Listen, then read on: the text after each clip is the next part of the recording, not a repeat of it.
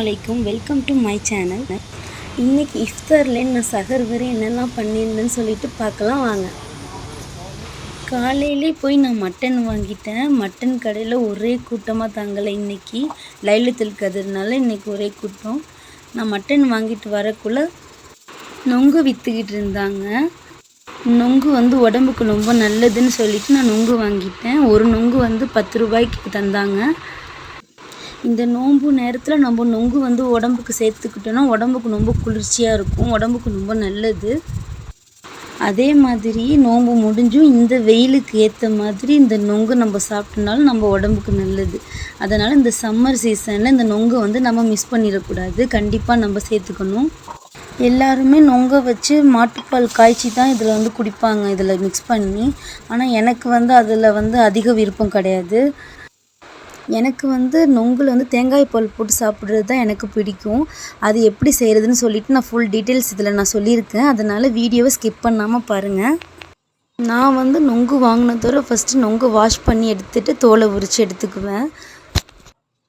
தோலை உரிக்காமல் அப்படியே சாப்பிட்றதும் உடம்புக்கு நல்லதுன்னு சொல்லுவாங்க. ஆனால் அந்த ஜூஸுக்கு தோலை உரித்து எடுத்துக்கிட்டால் தான் நல்லாயிருக்கும். அதுக்கப்புறம் நீங்கள் இது கொஞ்சம் மிக்சியில் கொஞ்சம் பீசஸாக இதை அரைச்சி எடுத்துக்கோங்க. ரொம்ப பேஸ்ட்டாக அரைக்க வேணாம், பீசஸ் மாதிரி வர மாதிரி நம்ம மிக்சியில் அரைச்சி இதை எடுத்து தனியாக வச்சுக்கணும்.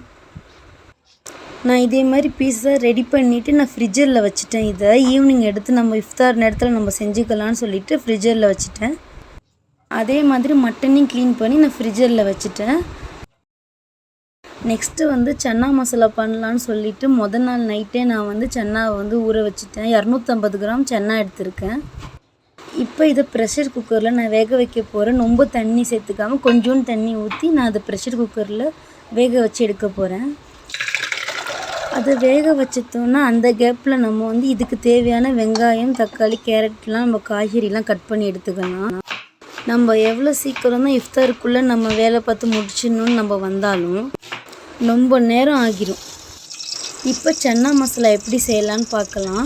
இதுக்கு ஒரு பாத்திரத்தில் எண்ணெயை ஊற்றி எடுத்துக்கோங்க. பட்டை, கிராம்பு, பாண்டான் இலையை நான் அதில் சேர்த்துருக்கேன். இதில் ஏலக்காய் வேண்டாலும் சேர்த்துக்கலாம், நான் இப்போ இதில் ஏலக்காய் சேர்த்துக்கல. வெங்காயம், கேரட் இதெல்லாம் போட்டு நல்லா வதக்கிக்கணும். கொஞ்சம் உப்பையும் சேர்த்துக்கோங்க.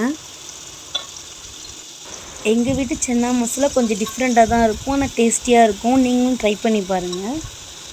ப்ரெஷர் குக்கரில் வச்ச சன்னா இப்போ இவ்வளோ நேரத்துக்கு வெந்திருக்கும். இப்போ நம்ம அதை ஓப்பன் பண்ணி பார்க்கலாம். இப்போ வெங்காயம் நல்லா வதங்கியிருக்கும். இப்போ மசாலாவை நம்ம ஆட் பண்ணிடலாம்.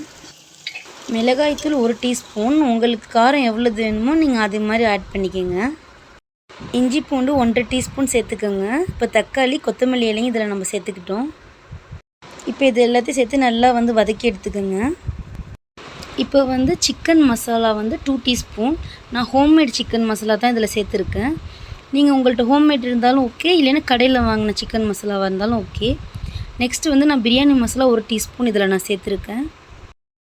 இப்போ ஹாஃப் லெமன் இதில் நம்ம புழிஞ்சு விட்டுக்கணும். இது நல்லா ஒரு டேஸ்ட்டு கொடுக்கும் நம்மளுக்கு.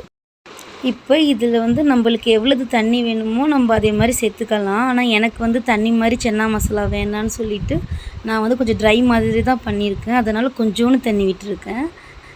நெக்ஸ்ட்டு இதில் நான் வேக வச்ச சன்னாவை இதில் நம்ம ஆட் பண்ணி மிக்ஸ் பண்ணிக்கலாம்.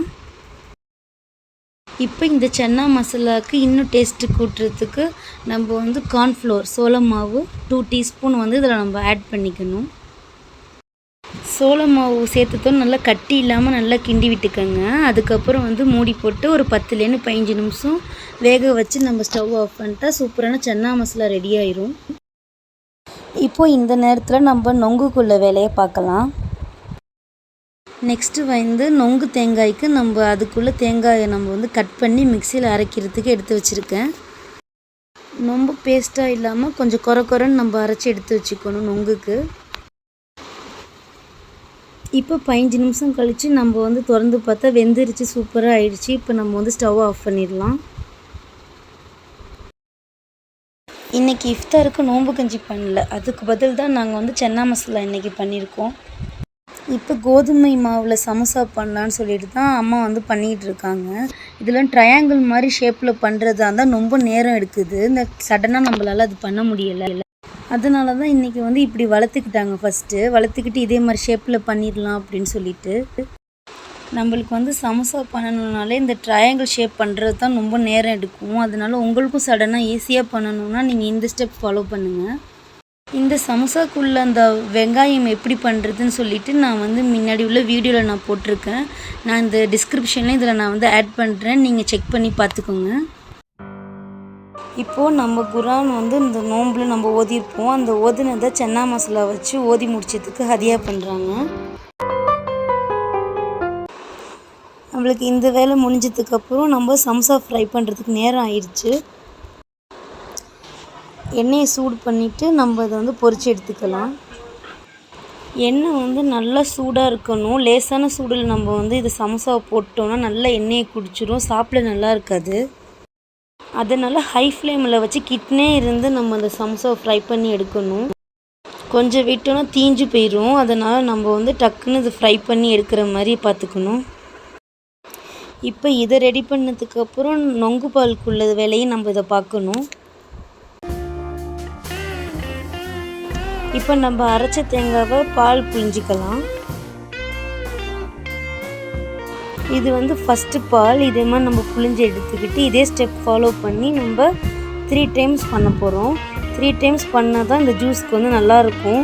அந்த தேங்காயோட திக்னஸ் எல்லாமே வந்து கரெக்டாக இருக்கும். இதில் தேங்காய் பால் ரெடியாகனதோட ஒரு பிஞ்ச் சால்ட் வந்து இதில் நம்ம சேர்த்துக்கணும்.